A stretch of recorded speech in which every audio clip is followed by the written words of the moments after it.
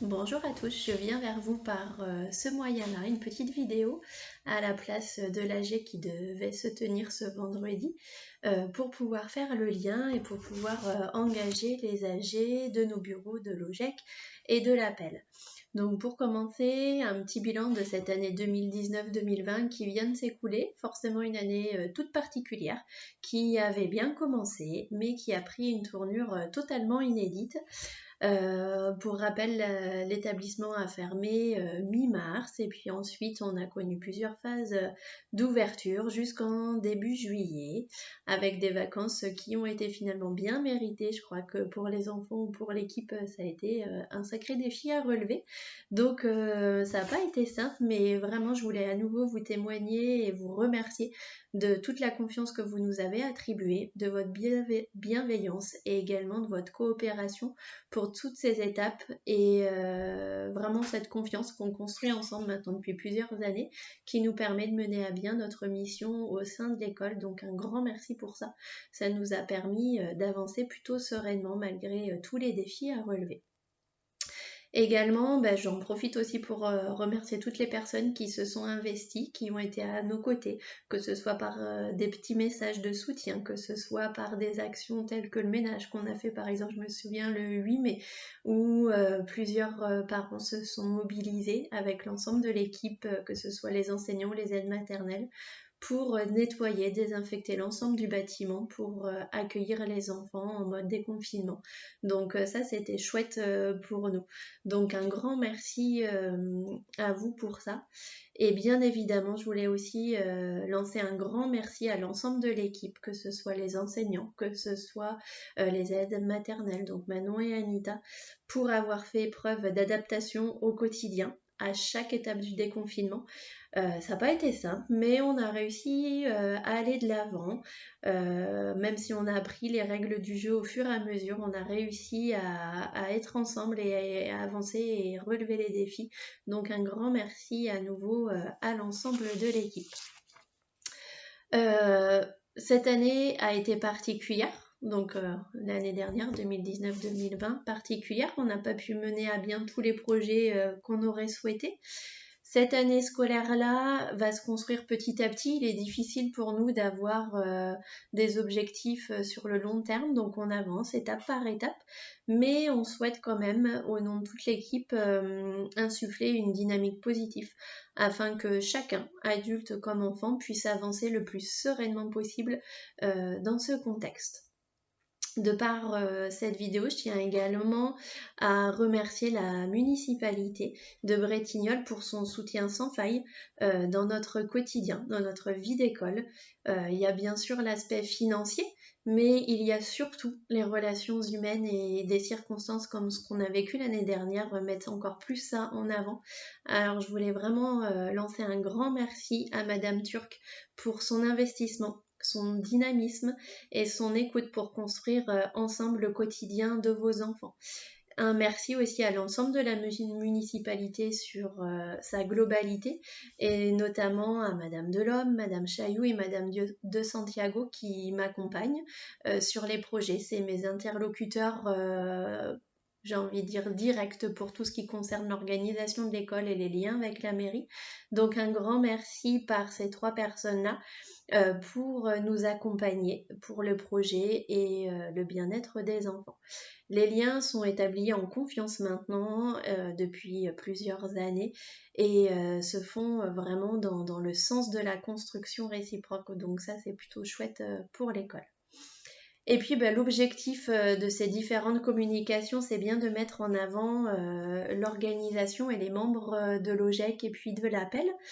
Donc l'école, c'est-à-dire les enfants, puis l'équipe de l'école ont la chance d'avoir deux bureaux qui sont investis de leur mission pour le bon fonctionnement de notre établissement.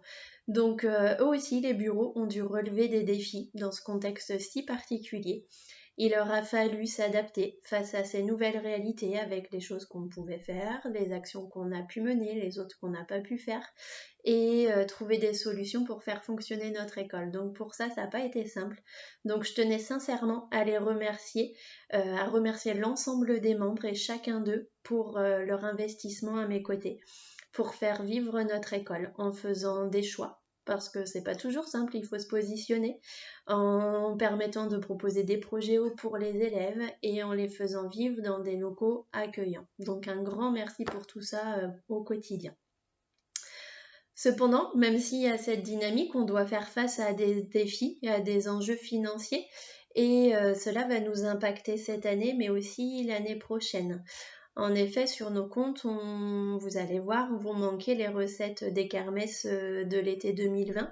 On ne sait vraiment pas ce qu'il en sera pour les kermesses de 2021. L'appel devait organiser au mois de mars dernier et au mois de novembre 2 vide-greniers. Cela n'a pas pu être mis en place. Donc on doit faire face aussi à ce manque de recettes. Également, la fête de l'école n'a pas pu se faire, donc ce sont des postes et des postes importants pour notre école que nous n'avons pas pu recevoir en termes de recettes. Donc, il va falloir que l'on trouve des solutions ou en tout cas qu'on agisse de manière à pouvoir limiter les dépenses pour réussir à avoir un équilibre certain pour l'établissement. Parce que face à cela, il y a des dépenses qui nous impactent directement sur l'achat des produits désinfectants, sur l'achat de tout ce qui est essuie-mains. Et ces essuie-mains font grossir nos poubelles, donc il va y avoir des levées de poubelles supplémentaires.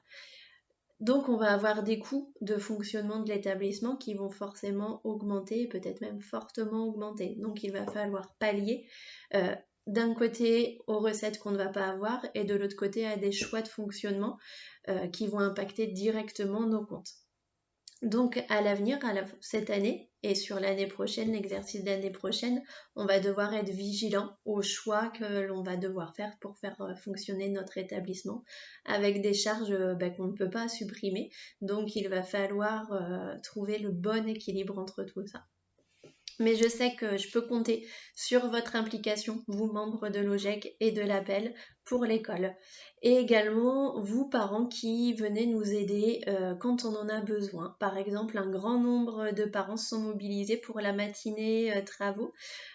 Bénévolement, vous êtes venus, vous avez réalisé plein de petits travaux pour l'école. Une autre matinée aura lieu le 24 avril.